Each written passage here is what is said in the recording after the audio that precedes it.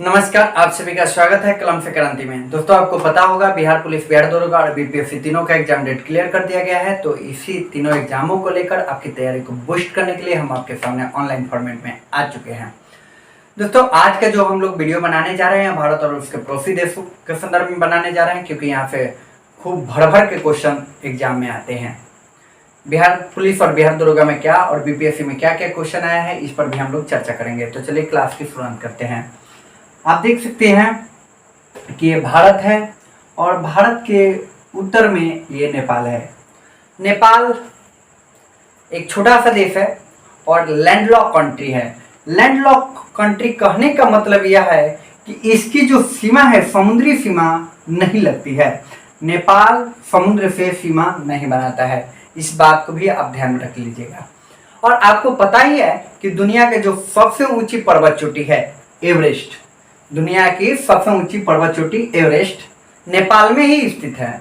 लेकिन नेपाल के लोग एवरेस्ट को एवरेस्ट नहीं कहते हैं, बल्कि सागर माथा कहते हैं। इस बात को ध्यान में रखिएगा कि एवरेस्ट को नेपाल के लोग सागर माथा कहते हैं, इस बात को ध्यान में रखिएगा।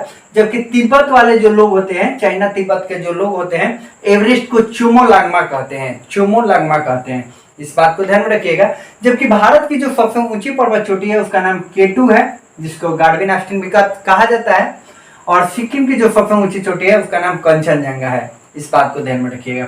आपको बता दे, नेपाल भारत के 5 राज्यों से सीमा बनाता है। उत्तराखंड, यूपी, ये हो गया उत्तराखंड, यूपी, बिहार, और यहां से आप देख सकते हैं ये बंगाल हो जाएगा, पश्चिम बंगाल। और ये अंगूठा की तरह जो आपको दिखाई दे रहा है, ये अंगूठा की तरह जो दिखाई दे रहा है, ये हो गया सिक्किम। तो नेपाल जो है वो भारत के 5 राज्यों से सीमा बनाता है। उत्तराखंड, उत्तर प्रदेश, बिहार, पश्चिम बंगाल और सिक्किम, इस बात को ध्यान में रखिएगा। और नेपाल और भारत के बीच जो ये सीमा लगता है 1751 किलोमीटर की सीमा लगता है। कितना? 1751 किलोमीटर की सीमा लगता है, इस बात को ध्यान में रखिएगा। देखिए, नेपाल एक भारत का एक बहुत ही महत्वपूर्ण पड़ोसी देश है और कहा जाता है नेपाल के साथ भारत का रोटी और बेटी का संबंध होता है। आपको पता होगा कि जो राजा जनक थे, जिनकी पुत्री माता सीता जी थी, उनका शादी जो हुआ था अयोध्या के राजा दशरथ जी के पुत्र पुरुषोत्तम श्री राम जी से हुआ था, इस बात को भी ध्यान में रखते हैं।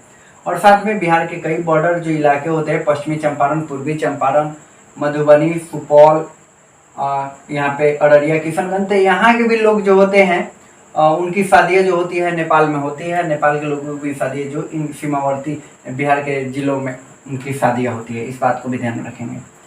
आपको बता दें, नेपाल एक दुनिया का एकमात्र ऐसा देश रहा है जो कभी गुलाम नहीं रहा है, इस बात को ध्यान में रखिएगा। और नेपाल ही ऐसा देश रहा है जिसको हिंदू राष्ट्र होने का गौरव प्राप्त था, इस बात को भी ध्यान में रखिएगा। लेकिन हाल ही में नेपाल ने खुद को भी, अपने आप को भी धर्मनिरपेक्ष देश घोषित कर चुका है, इस बात को ध्यान में रखिएगा। आपको बता दें, पहले नेपाल में राजशाही व्यवस्था थी, राजतंत्र था, लेकिन 2006 में नेपाल में बहुत ही व्यापक तरीके से आंदोलन हुआ, जिसके कारण 28 मई 2008 को नेपाल भी लोकतंत्र अपना लिया, एक लोकतांत्रिक देश बन गया। और नेपाल ने हाल ही में संविधान का निर्माण किया है। 2015 में नेपाल में संविधान का निर्माण हुआ, इस बात को भी समझना है। आपको बता दें कि जब भारत गुलाम था, भारत पे जब शासन अंग्रेजों का चल रहा था, ठीक है, उस समय भारत और नेपाल के बीच एक युद्ध हुआ था। कहने का मतलब, अंग्रेज लड़े थे भारत की तरफ से और नेपालियों के बीच में एक युद्ध हुआ था, जिसे गोरखा युद्ध के नाम से जाना जाता है, या आंगल नेपाल युद्ध के नाम से जाना जाता है। यह युद्ध 1814 में शुरू हुआ था और 1816 तक चला था, लगभग 2 सालों तक ये युद्ध चला था। तो आप समझ सकते हैं कि अंग्रेजों के उतने आधुनिक हथियार के सामने गोरखा जो लोग थे वो कितने वीर थे और वीरता के साथ 2 वर्षों तक लड़ते रहे। अंततः चूंकि युद्ध में नेपाल की हार हुई, जिसके कारण अंग्रेजों ने नेपाल के साथ सुगौली की संधि किया था। और ये सुगौली जो है वो बिहार के चंपारण में स्थित है, इसी चंपारण में सुगौली की संधि हुआ था, ठीक है। तो इस सुगौली की संधि के तहत भारत और नेपाल के बीच सीमा का भी निर्धारण कर दिया गया था। और हाल ही में जो देखने को मिल रहा है कि नेपाल और जो है भारत के बीच मुख्यतः 3 क्षेत्रों के लेकर विवाद रहता है। एक लिम्पियाधुरा, लेपू लेक और काला पानी। लिम्पियाधुरा, लेपू लेक और काला पानी, ठीक है, इसको लेकर नेपाल भारत के साथ विवाद करता रहता है, ठीक है, लेकिन पता नहीं क्यों कर रहा है, समझ जाओ नेपाल, ठीक है, पता नहीं क्यों कर रहा है, ठीक है, लेकिन हम लोग कोशिश रहेगा कि आप बहुत अच्छे हमारे पड़ोसी हैं, आप समझ जाइए, ठीक है, और ऐसा विवाद ना करिए, ठीक है, क्योंकि आप जब आपके देश में जब भूकंप आया था तो फिर हमारा भारत ने ही सहयोग किया था। आपके कोरोना के टाइम पर हम लोगों ने 2 लाख 2.5 लाख पैरासीटामोल भी भेजा था, जो बुखार की दवा है, मतलब एंटीबायोटिक दवा, बहुत सारे दवाएं जो हम लोग फ्री में रिलीफ में नेपाल को देते हैं, इस बात को भी समझना है, ठीक है। तो नेपाल भारत के साथ विवाद कर रहा है, पता नहीं किस दबाव में भारत के साथ विवाद कर रहा है, ये तो खुद नेपाली बताएगा, ठीक है।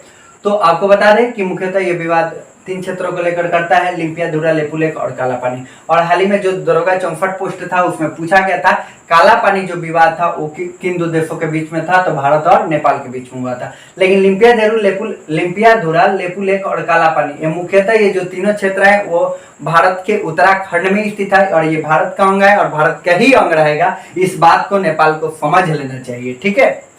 चलिए आपको बता दें कि काला पानी जो जगह है वो तो उत्तराखंड में स्थित है, इस बात को समझना है। लेकिन काला पानी की जो सजा होती थी भारतीय क्रांतिकारियों को, भारतीय जो क्रांतिकारी थे उनको अंग्रेज सजा देने के रूप में